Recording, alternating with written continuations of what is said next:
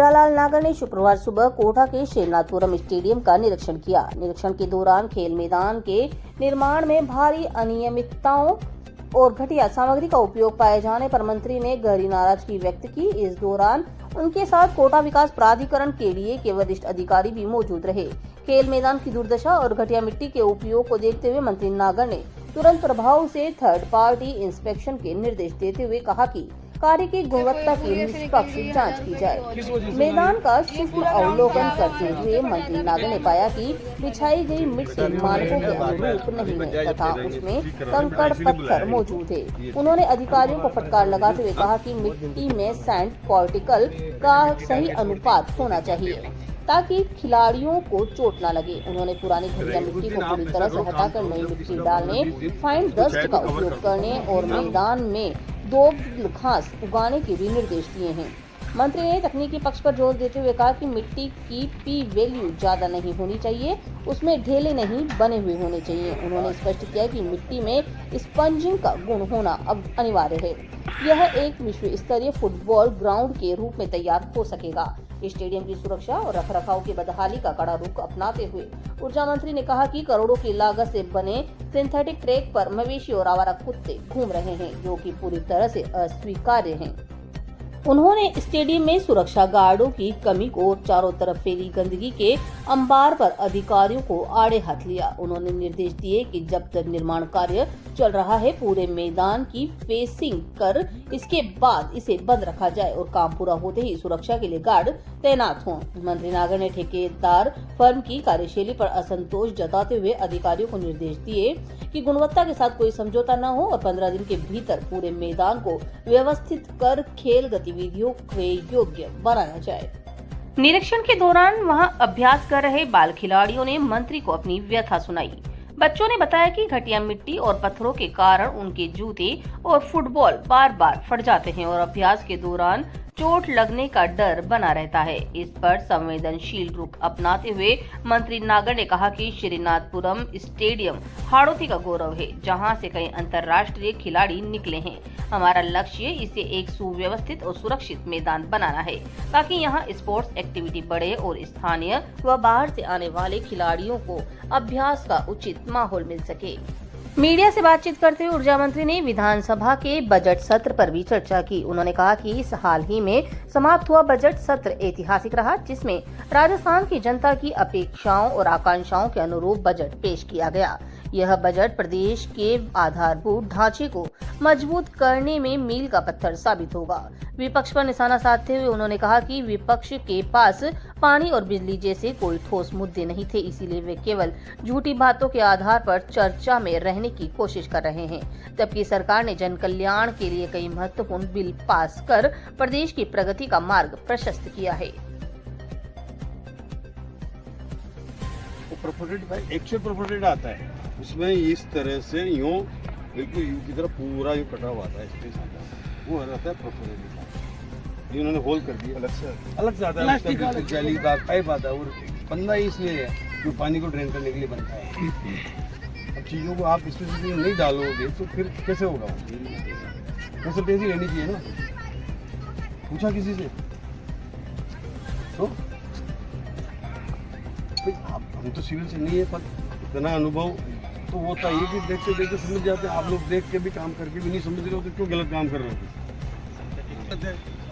इसमें छिल जाते बच्चे, उसमें सेंट डलनी नहीं चाहिए, उसमें फाइन वो मतलब आप डालो ना उसमें, जो मतलब वो फाइन ग्रेन नहीं है, वहाँ से मंगा लो भाई कहीं से। हाँ, बालू रेट टाइप, बालू नहीं, वो फाइन डस्ट आनी चाहिए। हाँ, बालू वाली वो मंगाओ, चेंज कर दो।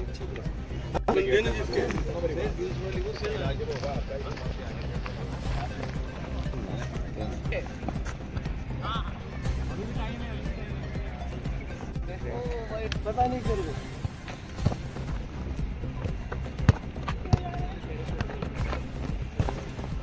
देखिए, इसकी जो हमारा श्रीनाथपुरम स्टेडियम है, इसके लिए यहाँ पर बाहर आउटर में भी सिंथेटिक ट्रैक स्वीकृत हुआ है और इसकी जो फुटबॉल ग्राउंड है इसको भी ठीक करने के लिए इस पे काम चल रहा है। इसकी मिट्टी चेंज होनी है, ठीक से काम होना है। मैंने कई दिनों से देखा था यहाँ के फुटबॉल खिलाड़ी है, यहाँ आने वाले स्पोर्ट्स के जो बच्चे हैं वो रोजाना शिकायत करते थे। कई बार यूआईटी के अभियंताओं को कहा गया, लेकिन जो काम क्वालिटी से होना चाहिए था वो नहीं हो रहा है। अभी इन सभी अधिकारियों को यहाँ आज बुलाया है, सबको ये साइट विजिट करवाई है और मैं समझता हूँ कि अब जो निर्देश दिए उनकी पालना होगी। ये एक ग्राउंड ऐसा बने, ये एक अंतर्राष्ट्रीय स्तर के जो मानक हैं उनके आधार पर उनको मानते हुए हम बेहतर से बेहतर ग्राउंड बनाएं ताकि आने वाले समय में यहाँ अच्छे खिलाड़ी तैयार हो सके। आज जो भी ये यहाँ इसका सिंथेटिक ट्रैक बना हुआ है, इस पर मैं देखता हूँ कि कई यहाँ से सीकर हो, कोई झुंझुनू चूरू तक के यहाँ पर खिलाड़ी है, कई बच्चियां हैं, वो आती है यहाँ रह करके उनके साथ माता पिता रहते हैं और इस ट्रैक पर प्रैक्टिस करते हैं। कई अच्छे खिलाड़ी यहाँ से निकले हैं और अंतर्राष्ट्रीय स्तर पर भी वो गए हैं। तो इस ग्राउंड की बेहतर के लिए इसका रखरखाव ठीक से हो, इसमें कोई किसी तरह की कोई गंदगी ना रहे और ये सुव्यवस्थित रूप से रहे, तो यहाँ पर आने वाले खिलाड़ियों को एक अच्छा माहौल मिले। तो सभी को निर्देश दिए हैं कि उसके लिए पालना की जाए और इस पर जिस तरह से यहाँ पर आवारा पशु, आवारा कुत्ते यहाँ आ जाते हैं, उन सबको रोकथाम करके और इसको बेहतर किया जाए ताकि ये एक कोटा के बेहतर स्टेडियमों में से यहाँ स्पोर्ट्स की अच्छी एक्टिविटीज भी हो और इसका रखरखाव ठीक से हो, तो इस ग्राउंड को बेहतरी के साथ रखरखाव किया जा सके और ये अच्छे फुटबॉल ग्राउंड में इसकी गिनती आए। फुटबॉल जो जहाँ बच्चे खेल रहे हैं वहाँ पर कहीं ना कहीं देखा जा रहा है मिट्टी गलत तरीके से करी हुई है। इसके लिए ये मिट्टी के लिए मैंने निर्देश दिए गए, इसकी जांच कराएं। जांच के बाद अगर ये मिट्टी अब मानक के अनुसार ठीक नहीं है, देखने से लग रहा है, तो इस पूरी मिट्टी को चेंज करने के लिए कहा है कि मिट्टी बदल करके और एक मापदंड के अनुसार वो मिट्टी डाली जाए जिससे कि पानी ना रुके और बच्चों को खेलने में दिक्कत ना हो। वो मिट्टी अपने आप में स्पंजिंग ऐसा काम करे कि वो बच्चे अगर उनके पैर में जर्क ना लगे, कुछ भी ना लगे, इस तरह की ये आवश्यकता है और उसके लिए अधिकारियों को निर्देश दिए हैं। मैं समझता हूँ अगले आने वाले 15 दिन में इसको ठीक करके सुव्यवस्थित किया जाएगा। मंत्री जी, काम चल रहा था जिस समय करोड़ों रुपए लग गए, उस समय ये चीज क्यों नहीं देखी गई?